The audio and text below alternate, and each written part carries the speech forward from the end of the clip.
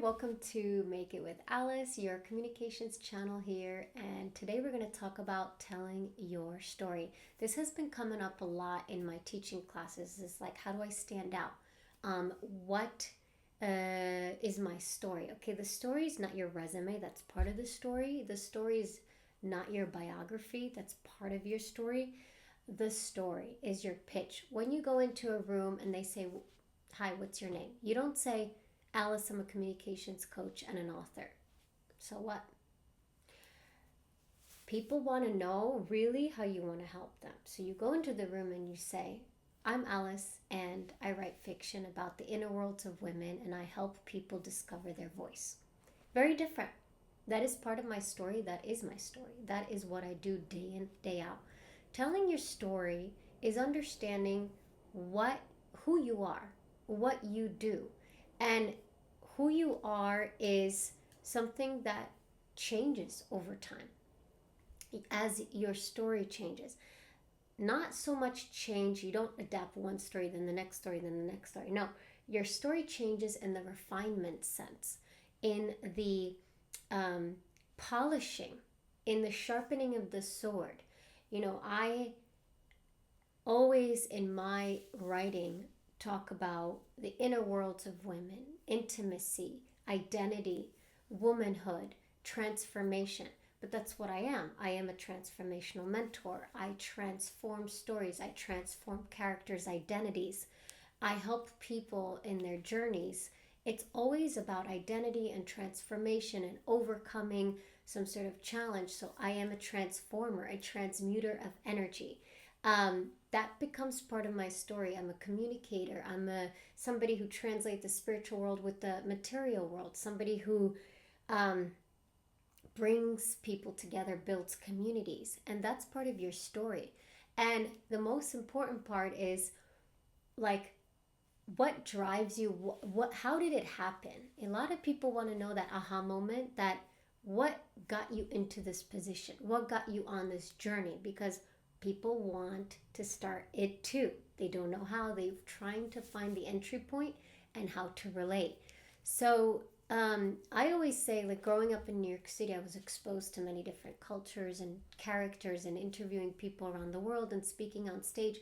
I really understood human connection and human relationships, and I loved learning about other people's stories. And I crafted these stories, and therefore I crafted novels and short stories because they're from lived experience. So I'm a student of wisdom, somebody who acquires information.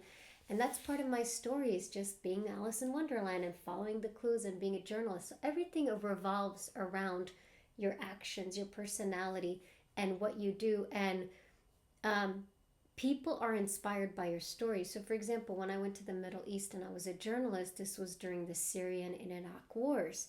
People wanted to know, like, how did you do that? And honestly, I just wanted to be a journalist. So the story was, I just showed up.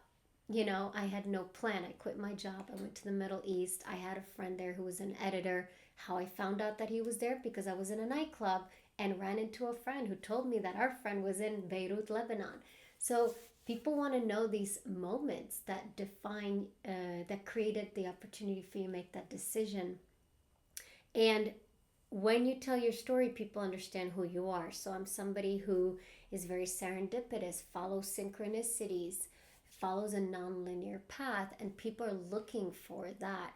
So your story should communicate you know, it's okay to be resilient. It's okay to face adversaries or adversity.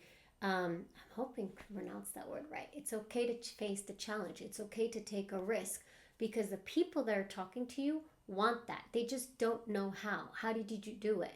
So in that story that you communicate, the elevator pitch, it should somehow say a challenge you've overcame or the benefits of doing this. Not just, I'm a communications coach and an author. Why? The why and the how, you know? Um, and I think it's beautiful that when you get into telling your story, something cracks open. You become relieved, you become relaxed, because now we are meant to share our stories. This is from one generation to the next. The first form of communication was oral expression. Then we wrote stuff down on paper. This is in our genes. This is in our human nature to share stories, things. It's not in our nature just to hide and be divided. So think of storytelling, think of expression as a form of connection. We always talk about we feel lonely and disconnected. We feel lonely and disconnected partially is because we're not sharing. And I had a student tell me, but like, why should anybody care about my story? Well, everybody cares. They want to know your story because we're wired as human beings to share. We're social creatures and we want to learn. We're not guinea pigs, we're not robots, and we shouldn't be isolated. And the story is from the heart. When we share our story, we activate the heart. It's good for our nervous system. The brain-gut axis, the gut-brain axis, it actually is healing, okay? And there's other people like you out there that are looking for that story. So I used to always think like, well, nobody's really going to care about all these stories, just writing about different stories. But you know what? The reviews on Amazon say that these stories are relatable, made me feel something, made me write in the story. So your story is an escape from reality. It's a connection point. It's a doorway for opportunities. And most importantly, it heals. So I hope you found this episode interesting about storytelling and sharing from the heart, why we're connecting through story. And let me know which part of the video you enjoyed the most in the comments. And we end each episode with, do the best that you can every day.